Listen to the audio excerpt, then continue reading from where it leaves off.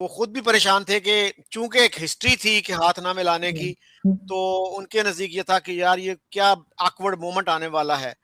تو وہ کہتے ہیں کہ جی ڈاکٹر جے شنکر نے اپنے آپ کو انٹروڈیوس کیا اور ان کو کہا کہ میں آپ کو جانتا ہوں. So that was very very nice gesture. اور ان میں کوئی وہ ایروگنس نہیں تھی کہ جناب the other person is suppose to know who am I. تو انہوں نے اپنے آپ کو انٹروڈیوس کروایا. تو یہ میرے خیال میں اچھا ہے.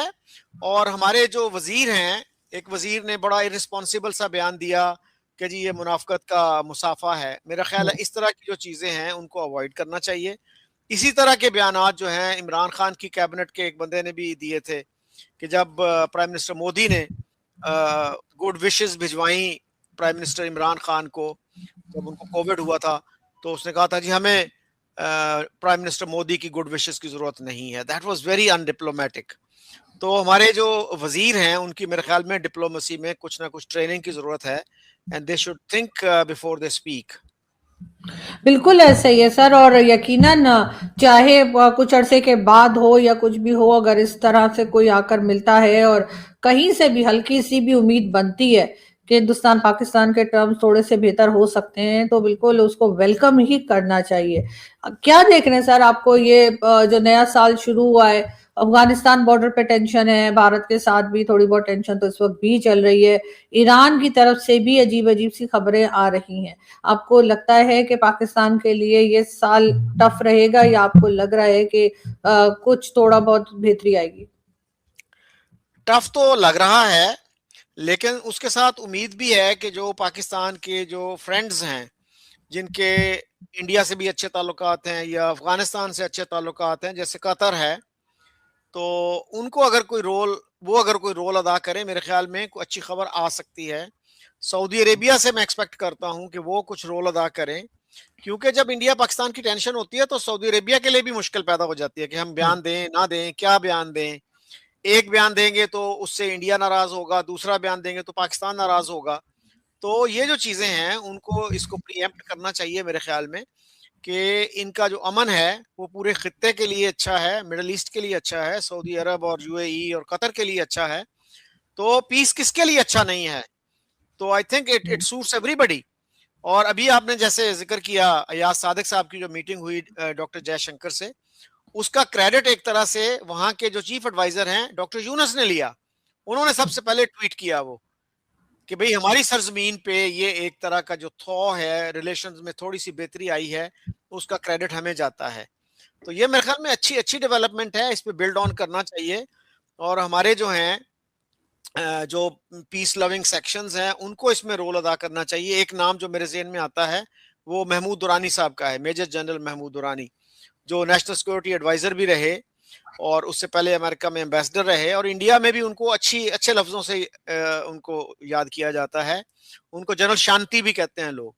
تو اس طرح کے جو لوگ ہیں میرا خیال ہے کہ ان کو اور میڈیا کو پازیٹیو رول ادا کرنا چاہیے تاکہ ہم اچھے مستقبل کی طرف بڑھ سکیں. تو سر اس میں چاہے وہ افغانستان ہو یا کہہ لیجیے بھارت ہو، ان کے ساتھ جو ریلیشنز ہمارے خراب ہوئے ہیں اور یا تھوڑے بہت خراب چل رہے ہیں جتنے بھی، اس میں ہماری اپنی کتنی غلطی آپ کو محسوس ہوتی ہے؟ کیونکہ بہت عجیب قسم کی سٹیٹمنٹس دی جاتی ہیں، نہ صرف بھارت کو لے کے بلکہ افغانستان کو لے کر بھی. کئی بار ہمارے جو منسٹرز ہیں وہ بھی کہہ لیجیے کہ بہت حد سے آگے بڑھ جاتے ہیں. تو آپ کو لگتا ہے کہ کہیں نہ کہیں ان کو کنٹرول کرنا چاہیے، اس لیے کہ وہ جو زبانی کلامی بھی جو لڑائی ہو رہی ہوتی ہے وہ کافی زیادہ نفرتیں بڑھا دیتی ہے؟ جی بالکل، میں نے جیسے پہلے بھی کہا کہ ہمارے جو منسٹرز ہیں ان کو ٹریننگ کی ضرورت ہے ان دی آرٹ آف ڈپلومیسی. کہ اول تو یہ ہے کہ ہر منسٹر کو فورن افیئرز پہ کمنٹ کرنا نہیں چاہیے. اگر ان کو کرنا ہی ہے تو ان کی تھوڑی سی ٹریننگ کر دی جائے. ہمارے ہاں ایک اچھی ہے وہ فورن سروس اکیڈمی ہے، تو وہاں پہ ان کو 1 ہفتہ لگوا دیں، 2 ہفتے لگوا دیں، تو میرے خیال میں ان کی ٹریننگ ہو جائے گی اور ان کو پھر پتہ چل جائے گا کہ بلا وجہ بولنا نہیں چاہیے، اور اگر بولیں تو ڈپلومیٹک طریقے سے، میجرڈ طریقے سے، نپے تلے انداز میں گفتگو کریں. تو وہ بڑی ریش گفتگو کرتے ہیں اور وہ میرا نہیں خیال کہ کسی طرح بھی پاکستان کے مفاد میں ہے، چاہے وہ افغانستان ہو، چاہے انڈیا ہو، چاہے کوئی اور ملک ہو. تو بہت سوچ سمجھ کے بولنا چاہیے، اس کے لانگ ٹرم کانسیکوینسز ہوتے ہیں. تو یہ نہیں سمجھنا چاہیے کہ جو بھی آپ کے منہ میں آیا آپ نے کہہ دیا. کیونکہ آپ کی جو ذمہ داری ہے، آپ کے اوپر جو جس ملک کو آپ ریپرزینٹ کر رہے ہیں، آپ کیبنٹ کے منسٹر ہیں، ایک آرڈنری آدمی جو بھی بول دے اس کی خیر ہے، لیکن آپ کا جو کہا ہوا ہے وہ اسٹیٹ آف پاکستان کا اسٹیٹمنٹ سمجھا جاتا ہے. So you have heavy responsibility on your shoulders, they need to realise that. Sir last year ہم نے یو اے ای کے بھی فنڈز واپس کرنے تھے جو ہم نے نہیں کیے، سعودیہ کے بھی $3 بلین واپس کرنے تھے جو ہم نے نہیں کیے، اور ان کو کہہ دیا کہ 1 سال کی اور ہمیں آپ ٹائم دے دیجئے. کیا آپ کو لگ رہا ہے کہ کوئی ایسی اسکیم بنا رہے ہیں، کوئی ایسی پالیسی بنا رہے ہیں جس سے کہ یہ پیسہ جمع کر پائیں گے اور واپس کر سکیں گے، یا آپ کو لگ رہا ہے کہ اس سال بھی پاکستان کی اکانومی جو ہے وہ ویسے ہی خراب رہے گی، ویسے ہی پرابلم میں رہے گی جیسا پہلے تھا؟ جی پچھلے دنوں میں دیکھ رہا تھا، کل یا پرسوں کی بات ہے، جیو پہ ایک ڈسکشن تھی، تو اس میں ایک صاحب ہے محمد علی، وہ بڑی روزی پکچر پیش کر رہے تھے کہ جی ہماری ایکسپورٹس بھی بڑھ گئی ہیں، ہمارا سٹیبلائزیشن بھی ہو گئی ہے اکانومی کو وغیرہ وغیرہ. تو اس پہ ارشاد بھٹی صاحب نے ان کو کافی کاؤنٹر کیا کہ آپ کی سٹاک مارکیٹ ہو سکتا ہے بہتر ہو گئی ہو، لیکن ایک عام آدمی کو سٹاک مارکیٹ سے کیا لینا دینا، وہ تو یہ دیکھتا ہے کہ میری زندگی جو ہے وہ بہتر ہوئی ہے کہ نہیں ہوئی. تو یہ جو چیز ہے نا، یہ اصل چیز یہی ہے. دا لٹمس ٹیسٹ از کہ عوام کی حالت آپ نے کتنی بہتر کی ہے کتنی نہیں کی، تو اس طرف کوئی پروگرس مجھے تو نظر نہیں آتی. تو جب تک کہ آپ عوام کو فوکس نہیں بنائیں گے اپنی پالیسیز کا، تو اس وقت تک میرا خیال ہے کہ کوئی بہت زیادہ بہتری نہیں آنے والی. اور اب تو اور بھی شکایات آ رہی ہیں کہ ہمارے ہاں جو ہے دولت کا جو ارتکاز ہے، جو کنسنٹریشن ہے، وہ چند ہاتھوں میں ہوتا جا رہا ہے. تو ان حالات میں جو ہے پھر ایلیٹ کیپچر کی بات بھی کی جاتی ہے کہ ریاست کے جو ریسورسز ہیں اس پہ ایک نیرو ایلیٹ کا گویا قبضہ ہے. تو یہ چیزیں جو ہیں اس پہ میرا خیال ہے ہمارے جو تھنکنگ سیکشنز ہیں، ہمارے اکانومسٹ ہیں، ان کو آواز اٹھانی چاہیے کہ بھائی غریبوں کو بھی اس میں سٹیک ہولڈر بناؤ، اور یہ ملک جو ہے صرف ایلیٹ کا نہیں ہے.